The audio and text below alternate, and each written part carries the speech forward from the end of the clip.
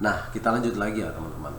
Pada perusahaan yang sukses menerapkan strategi, ini adalah studi kasus yang kita terjadi ya, menggunakan Hub menerapkan strategi dengan blog yang mengedukasi audiensi tentang inbound ya, tentang inbound marketing dan CRM.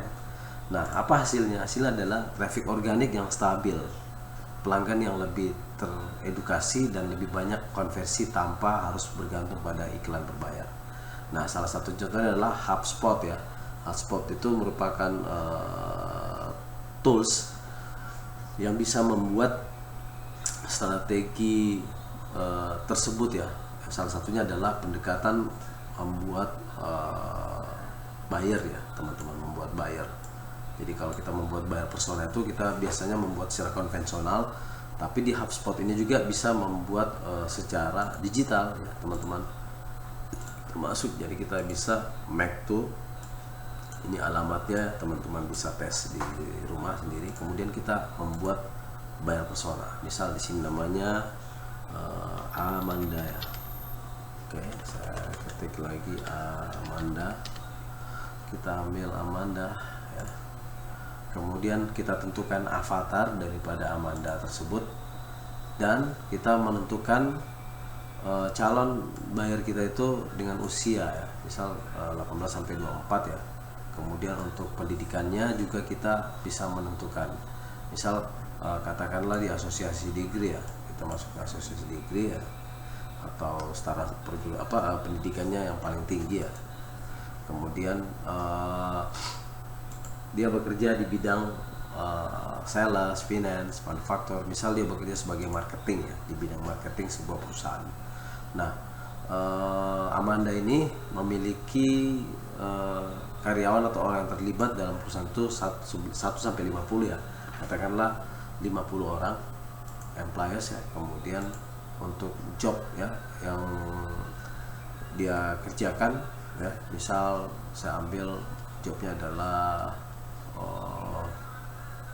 kita masuk ke marketing ya, di bidang marketing kita masuk ke marketing. Kemudian dia bertanggung jawab ya dengan pekerjaannya, sehingga dia bisa mengukur pekerjaannya itu apa di marketing itu. Misal dia mengukur bagaimana inovasi produk dari pengguna yang merasa produk tersebut menjadi produk unggulan atau membantu di pekerjaannya ya, seperti itu. Misal yang kita ambil itu adalah misal product innovation ya, product innovation seperti itu, produk-produk yang terus berkembang dengan inovasi dan teknologinya itu sendiri, kalau misal dia di bidang teknologi. Kemudian siapa pengukuran pekerjaan dari produk inovasi dari seorang marketing itu diberikan. Misal dia hanya memberikan informasi produknya kepada supervisor. Jadi seorang buyer ini bisa mensimulasikan ya, bahwa nantinya di setiap pekerjaan marketingnya itu atau marketernya dia mampu untuk menyesuaikan job desk dan job fitnya yang dia kerjakan dengan yang dia kembangkan, seperti itu.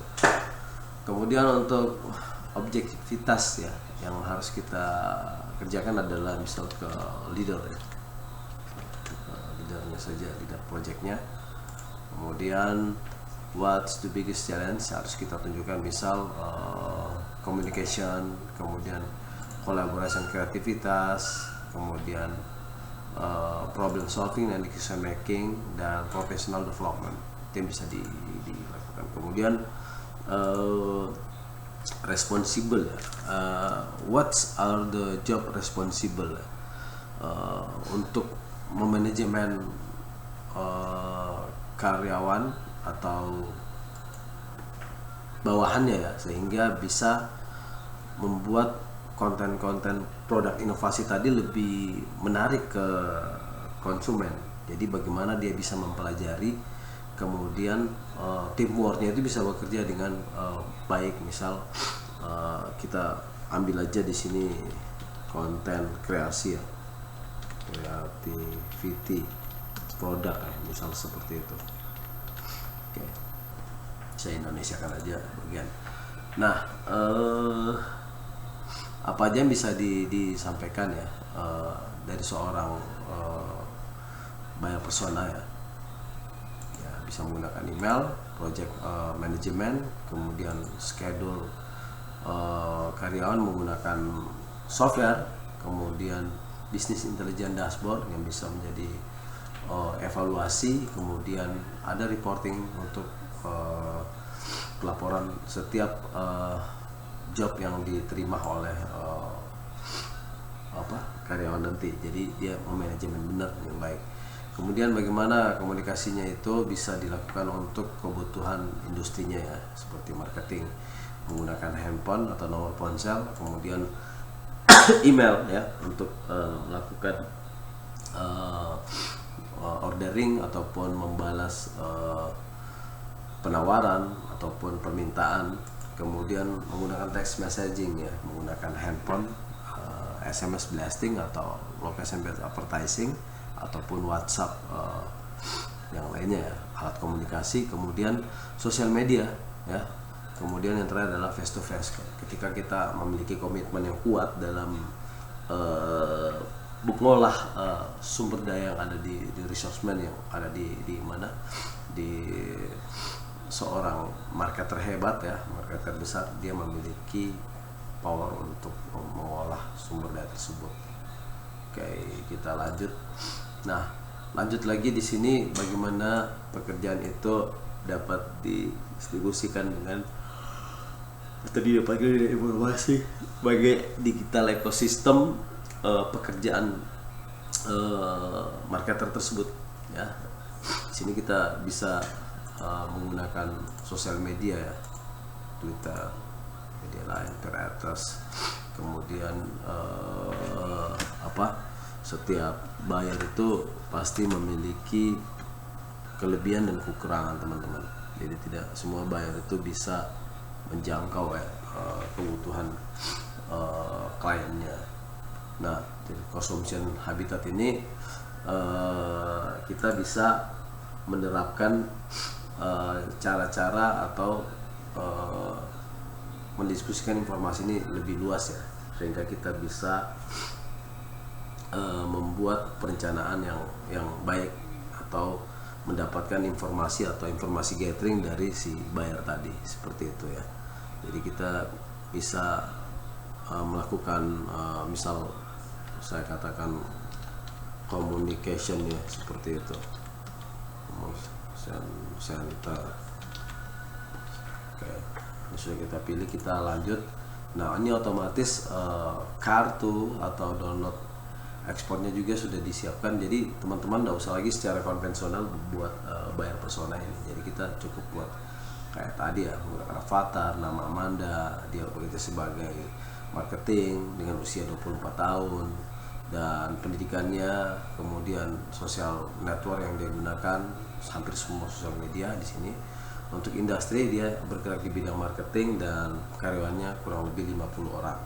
Nah, untuk preferred method and communication juga menggunakan komunikasi berbasis phone, email, text messaging, bahkan face to face. Untuk job yang paling ini adalah content creative product ya, dia lebih cenderung ke produk kreativitas innovation. Kemudian untuk laporan disampaikan ke supervisor pada industri tersebut ya, pada industri tersebut yaitu industri marketing, dan komunikasi center sebagai project yang bisa mendukung evaluasi pekerjaannya. Di situ ada dashboard dan informasi tentang buyer ini otomatis langsung jadi teman-teman tidak perlu berpikir lagi kemudian saya harus menyusun dia ini seperti apa ataupun menggunakan tell-me ya, kita biasa melihat secara konvensional. Nah, ini digunakan di sini, jadi kita bisa menentukan strategi jangka panjang ya teman-teman, lebih hemat dan murah, bahkan gratis. Nah, kemudian di situ ada studi kasus untuk branding ya, dimana brand to citizen, yaitu kita melibatkan branding ternama,